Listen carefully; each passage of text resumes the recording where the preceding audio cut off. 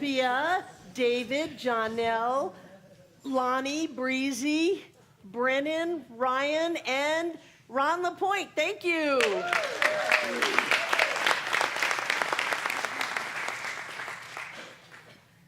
So I love to talk about gratitude.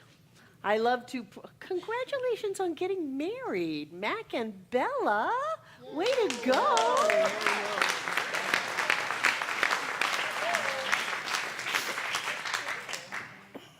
I love to practice gratitude because for me, it's the fastest way to create an instant outcome. Now, here's the basic gist of science of mind. We are creating our experience.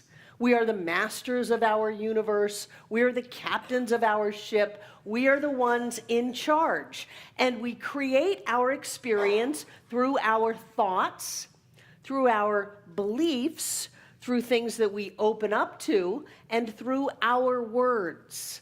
So when we are choosing to create a specific kind of an outcome, like health or happiness or prosperity or joy or success, then it behooves us to think about what we're thinking about and think about what we want to experience. So Kristen, where's Kristen? Kristen, I was going to talk about the no complaining thing. How serendipitous is that? So during the month of November, one of the things that is good for us to do is to look at what we're grateful for. And when we are looking at what we're grateful for, we are directing spiritual law. But also, it's a good idea for us to stop thinking about what we don't want. And that's where the no complaining comes in. Now, if we stop complaining, often that leaves a void.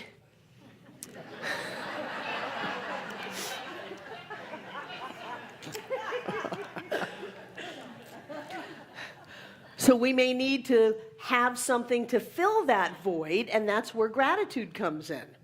The first thing to do is to stop doing what you don't want. That's the first step. You know, if you're going in a direction, I'll do that instead of the hammer. If you're going in a direction you don't want to go in any longer, stop going there. Pull off the road. Figure it out. Don't just keep on going because that's the way you always went. It's the way we always did it. Stop going where you don't want to go. And then think about where you do want to go. So in this month of November, I want to give you a little bit of an opportunity to join as a community and use this time to stop complaining about whatever it is we may want to complain about. Then go to the book group on the last Tuesday of the month if you've got that day off, and you can talk about all the things that came up for you in this idea of not complaining, because most of us go on automatic. We forget that we are these amazingly powerful, creative, spiritual beings alive and well on planet Earth, and we just go down this old thought road of negativity and complaining and dissing and looking at what we don't want. We are spiritually lazy when we do that. I, as your teacher, do not support your spiritual laziness. It would be incongruent of me to pretend that that's okay. It's not. So when you hear the words come out of your mouth, stop. And people say, well, if I don't complain, there's nothing else to talk about. That's okay. That's okay. Better to not talk about what you don't want to experience than to continue on that road. And then if you get some time on your hands, you may want to consider, wow, if I'm not complaining about people, politics, the economy, the weather, traffic, whatever else, then I've got nothing else going on. Well, that's a statement about who we are as people. No. You're going to Center for Spiritual Living. We want to raise that vibration. We want to climb up in consciousness and use this amazing power that we have to move on down the road of what we do want. We're not going to let negativity stop us anymore. Well, then what? Once we don't let it stop us, then what are we going to do? Then we're going to create something amazing. I remember how scared you were, Judith. My gosh, you hear from the doctor that it's very, very fast growing or progressing glaucoma. And here you've just opened up your life to all of this beautiful photography, and you've got shows and all of that. And up comes the fear that says, yeah, but you're going to go blind like your dad did. No, stop thinking that thought. I believe that if Judith had not had this center to support her, and she had not had the wherewithal to stop that by saying, no, no, no, no, then she would have ended up going down the path that so many people go down, which is that, well, if it's genetic, there's nothing you can do about it, and that's just the way life is. No, we are amazing beings. We are creating our experience every moment of our lives. Nothing happens by accident. Nothing is random. Those of you who don't know, my nephew transitioned 2 weeks ago. So what did I do? I went and got the flu. I understand that. And you know, I'm okay with that. Different people process and grieve in different ways. But when I allowed myself to move into a place that said, you know, the native people say it's called wearing death on your shoulder. We could all just leave at any moment. Any one of us could step out of this experience into the next experience at any moment. Well, that just kind of jostled me, and I succumbed to germs, which I don't believe in. I'm laying in my bed going, I don't believe in germs. What is up with this? I don't believe in this. I don't believe in illness. And I just go, just surrender to it. Just let it go. It's going to be okay. So I believe that if Judith or many of the people in this room hadn't had the support of this teaching, the discipline of thought, and the support of this community, their lives would be in a different place right now than they are. And I want to say hats off to you for holding the consciousness in this center that says this is a place where miracles are an everyday occurrence. But it doesn't just happen. It's not arbitrary. It's not random. We've got to name it and claim it. We've got to know it and grow it. We've got to discipline ourselves to be able to look at what other people would go, oh, well, that's set in stone. You've got tests. There was a dilation of pupils. There are records. There are more than one doctor going on here. You've got evidence of this experience. No. We say no. It doesn't own us. It doesn't rule us. We are the captains of our ship. And so what we do is we practice. We practice stopping. John's talk, was it last week? I watched it online. Was stop, treat, roll. Yeah, there was no drop in there. Stop, treat, and roll. The first thing is to stop. And so when we are stopping doing what we no longer want to do, I mean, once you realize that your actions are hurting you, it is pretty masochistic to continue on taking those actions. And if you're doing that, please come and see me. I will help you stop. Just because you've always done it doesn't mean that you need to do it for the rest of your life. So we stop doing what we no longer want to do. We stop thinking the thoughts that no longer serve us. Whenever we look at ourselves, what's the first thing that comes to our mind? Oh, I think I have another wrinkle. Oh my gosh, my hair's getting gray. Yeah, I may go purple. Wouldn't that be fun? Instead of stopping, instead of reacting to something in an old way, we have to stop it. And so when we wake up in the morning, if our usual thought is, oh, don't do that. Just don't do that. And then you force yourself into thinking a new thought. That's where the gratitude comes in. And I'm talking about living in gratitude, not visiting. Remember when you used to visit Asheville? It's different living here, isn't it? It's much more of a commitment. It's a whole full-time thing. I want us to live in gratitude, not visit, not just play with it, not just dabble with it, because we are going to have some voids when we stop thinking about what we don't want to think about. When we stop going down that old path, there's going to be voids, and so then we fill up that void. And remember, it doesn't really matter exactly what we're grateful for. But I would recommend, if you're in a relationship, to start off being grateful for your partner. I've seen so many perfectly good relationships trashed because people start nitpicking at their partner.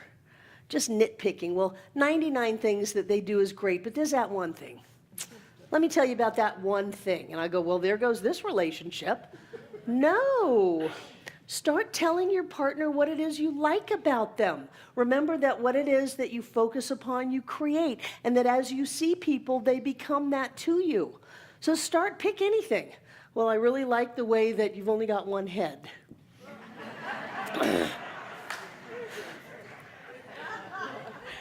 You know, wherever you're starting is fine. Pick something. I always find it fascinating in relationship counseling that the thing that attracted you to the person to begin with is usually the thing that bugs you after a number of years. So go back to being attracted to that. Go back to praising that, to noticing that. Wow, I really love the 99 things about you that really are wonderful, and I'm just going to ignore that one other thing. Whereas before it was, I'm ignoring 99 and I'm holding on to the one. We will sabotage our lives that way. We'll do the same thing with our finances, with our job, with the people that we work with. We can do it with our pets.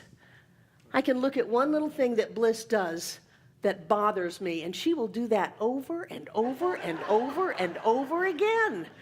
Or I can ignore it. And then she is the world's best dog. She's a 5-year-old yellow lab. This is the perfect dog, the perfect age. I need to be really reeling in the good vibes with this because I spent a lot of years getting here. It's the same thing with your spouse, the same thing with your siblings, the same thing with your neighbors. Look at what you like about them, not what you don't like about them. Stop thinking thoughts that don't serve you. Stop thinking thoughts. Okay, I'll get your attention now. Stop thinking thoughts that cost you money. Yeah. Thoughts of negativity, thoughts of limitation, thoughts of I didn't get what I wanted from this experience end up costing you cash, costing you that deal that was going to go through until you got all negative, started costing you things that were going to show up and then they didn't. You can experience life from a rich, full, filled to overflowing state, or you can create out of this abundant universe of ours limitation, lack, crankiness, tightness. You know, that's going to constipate you. Don't do that. You want to be open. You want to be flowing.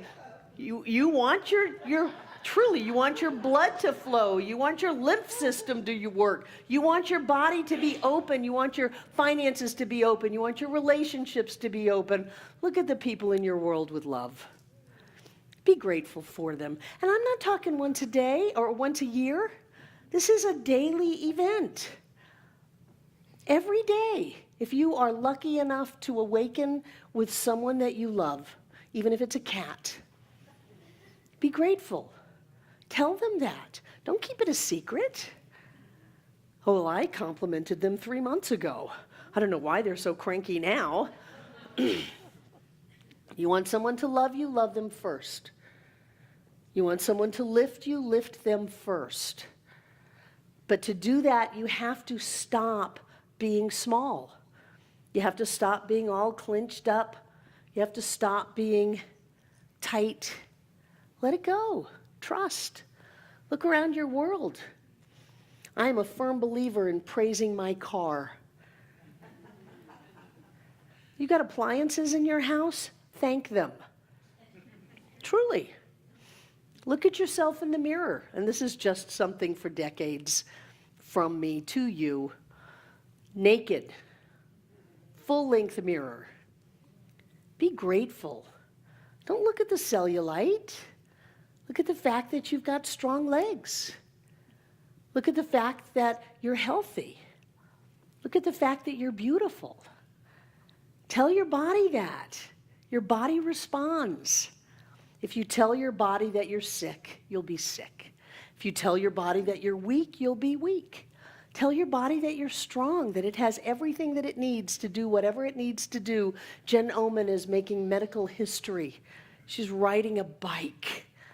Yeah, because you told yourself you could. Yes. Yes. Be grateful for this moment. Be grateful for the people around you. Be grateful for the money that you have. Don't worry about the money you don't have. Be grateful for the work that you have to do. Praise it. Be grateful for it and watch how it grows. Put this amazing creative force that is God as you into your life. Stop complaining all the way to the end of the month. I'm in. Who else is in? Good. And in that same moment, start being grateful. Every time you go to complain, you got to stop yourself and then begin with gratitude. You can do the Abraham Rampages of Appreciation. Abraham's in town today. So I think a number of our people are there hanging out with Esther Hicks. But you do a rampage of appreciation. You just pick anything to raise your vibration. You go from, well, I love running water. Oh my gosh, running water is amazing. And hot water, if you've ever taken cold showers, hot water is amazing. I love electricity. I love having a vehicle. I love being healthy and strong and beautiful. And all of a sudden, you've changed that whole progression of creation. Your body is healthier. You have more money. You have better relationships. You have a better life. Studies have shown that people who are positive have less doctor visits, less hospitalizations, less issues with their body. And I believe that people who are positive, at least if they don't have more money, which I would just go out on a limb without the studies and say I bet they do, they enjoy their money more. Be positive, be grateful, be open to that presence of spirit that's touching you and lifting you and taking you places that you never even dreamed you would go. Of a life that can have a miraculous healing, that can set medical history, that can have demonstrations of connection, of love and family. This is what we do at Center for Spiritual Living. We have our lives work. We don't play at this. We put it to the test. We stand straight and tall, and we say there is a power in our thought and our word, so we will stop using it destructively, and we will start using it in an uplifting, creative way, and the first step on that is gratitude. I invite you to a month of miracles, and so it is.